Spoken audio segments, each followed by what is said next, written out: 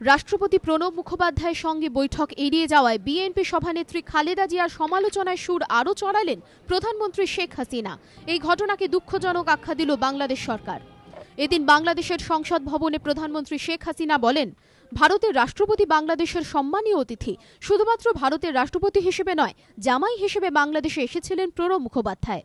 তাঁকে নড়াইলে যেভাবে সংবর্ধনা জানানো হয়েছে তাতে তিনি খুশি, কিন্তু যেভাবে খালেদা জিয়া প্রণব মুখোপাধ্যায়কে এড়িয়ে গেলেন তা অভিপ্রেত নয়। আশা করি বিএনপির সুমতি হবে।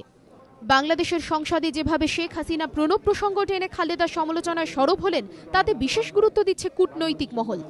আওয়ামী লীগ সরকারের সঙ্গে এই মুহূর্তে ভারতের সম্পর্ক যথেষ্টই ভালো, কিন্তু প্রণব মুখোপাধ্যায়ের সঙ্গে খালেদার দেখা না করা ভালোভাবে নেয়নি বাংলাদেশের নাগরিক সমাজ। এদিন শেখ হাসিনার কথায় তা স্পষ্ট। কূটনৈতিক মহলের ব্যাখ্যা, সংসদে বিষয়টি উত্থাপন করে ভারতের উদ্দেশ্যে সুসম্পর্কের বার্তাই দিলেন শেখ হাসিনা। বিতনু চট্টোপাধ্যায়ের রিপোর্ট, এবিপি আনন্দ, ঢাকা।